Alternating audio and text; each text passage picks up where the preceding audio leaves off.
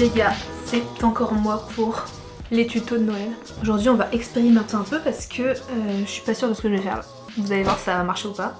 J'ai eu une idée en voyant toutes les écharpes triangles qu'on voit sur Pinterest absolument partout. Je me suis dit que on a tous des pulls qui traînent chez nous ou des vieilles écharpes qu'on met plus et peut-être qu'on peut essayer d'en faire une ensemble.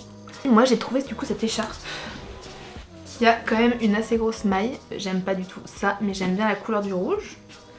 Peut-être que des pulls plutôt genre comme ça en mérinos et tout ça peut mieux marcher je pense. Mais je vais pas découper mon pull. Mais ce genre de laine vous voyez, sans maille comme ça, je pense que ça marcherait mieux. Mais je vais tester avec ça. Moi la mienne je vais la faire sur 1 mètre parce que je vais la faire assez fine, que je puisse enrouler autour de mon cou. Et le point culminant du triangle sera à 12 cm. Je sais pas vraiment si ça va être un triangle ou peut-être un... Enfin bref, les côtés seront évasés mais vous allez voir. Je travaille aussi avec ce que je peux parce que mon écharpe elle fait à peu près 1 mètre, la zone rouge. Quand je la plie en deux pour avoir les deux couches, j'ai pas tant que ça. De quoi vous avez besoin? D'un pull ou d'une écharpe ou de quoi que ce soit avec la surface que vous pouvez couper et coudre.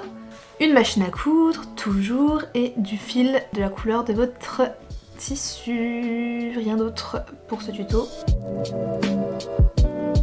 Donc première étape, on va couper nos pièces. Là je vais prendre mon écharpe, je la plie en deux dans le sens de la longueur. Comme ça. Vu que moi j'en veux une longue. Je vais tracer un espèce de grand triangle et je vais épingler le tissu ensemble et couper. Et j'aurai deux pièces identiques très longues. Je monte toujours par terre, c'est toujours plus facile mais là j'ai plié mon écharpe en deux. Le pli il est ici. J'ai marqué le milieu avec une épingle ici et là je vais tenter de couper à partir du milieu jusqu'au bout pour faire comme un grand triangle. Et comme ça j'aurai deux grands triangles à la fin. Vu que là c'est plié, si je coupe comme ça me fera deux triangles. Je pense que je vais faire un test avec les bouts là pour voir comment ça se coupe. J'ai fait un rapide test en coupant ça et en le cousant en zigzag. Je l'ai un peu fait rapido mais ça a l'air de marcher. Donc là j'ai mes deux pièces un peu comme ça l'une sur l'autre que j'ai épinglées.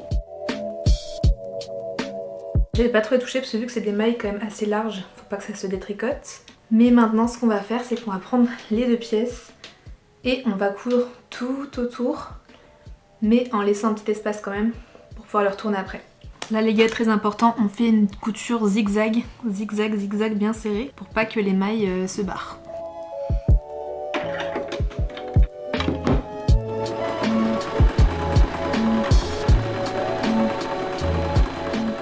J'ai fait une partie du truc là.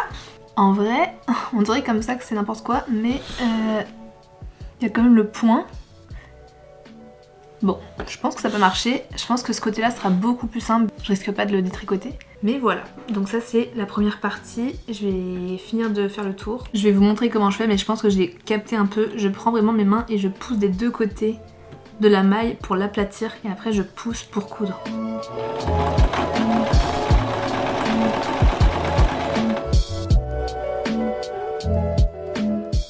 C'est un autre jour. J'ai essayé de faire illusion en mettant mes lunettes et du rouge à lèvres, mais c'est vraiment un autre jour. On est même des semaines après. Mais j'ai repris le projet. Donc là, j'ai fait mes coutures. J'ai laissé un espace ici pour retourner. Et c'est ce qu'on va faire maintenant. C'est qu'on va retourner. En tout cas, en quelques semaines, ça bouge pas ça. Parce que j'ai fait vraiment un zigzag très serré. Le côté où c'est découpé. Nickel.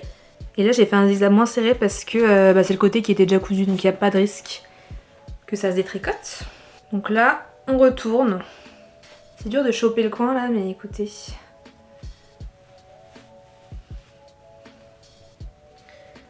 Cute! Déjà, j'adore. Ça va être trop chou. Donc là, vous essayez de bien sortir petit bout là. Bien le retourner. C'est un peu tricky. J'adore la couleur. Je suis trop contente. Parce qu'en fait j'ai ma copine Lou qui doit me tricoter une cagoule rouge depuis l'année dernière. C'est pas grave Lou, mais en attendant je me fais une écharpe rouge puisque bon, j'attends ma cagoule. Je crois que la mère Noël est un peu en retard. Bon, j'arrive pas à aller plus que ce petit bout. Et donc on a notre écharpe plus ou moins, mais il y a quand même un trou dedans. Et là la question c'est est-ce que je fais juste refermer le trou? J'ai beaucoup de fils là qui dépassent, c'est normal parce que on verra ça plus tard, mais est-ce que je referme juste le trou ou est-ce que je fais une surpiqûre tout le long?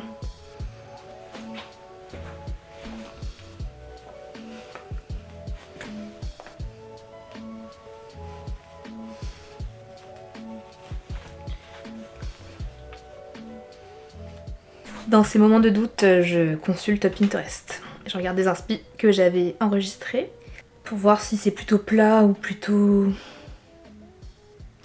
Ouais, c'est plus plat parce que souvent c'est crocheté. Bon, moi c'est pas du crochet, on va pas se mentir.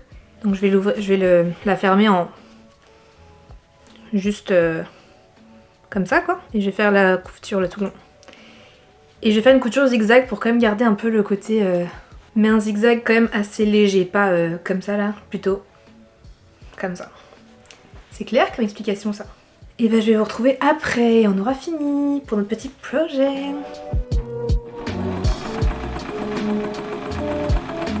Du coup j'ai commencé à faire que d'un côté, mais j'ai fait l'autre côté aussi pour avoir le côté un peu plat qu'on retrouve dans les trucs un peu faits au crochet. C'est pas parfait parce que je pense que c'est juste une histoire de placement.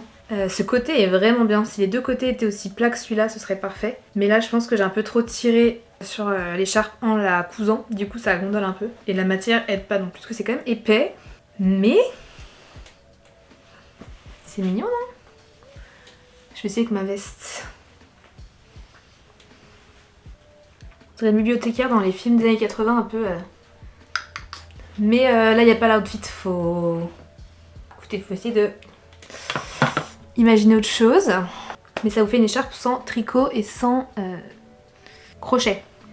Voilà, c'est la fin de ce tuto. Je pense que c'est aussi la fin des tutos de Noël. Mais on se retrouve pour d'autres tutos dès la rentrée. Et puis je vous dis bisous, ciao, abonnez-vous pour rien rater et bisous. Mouah.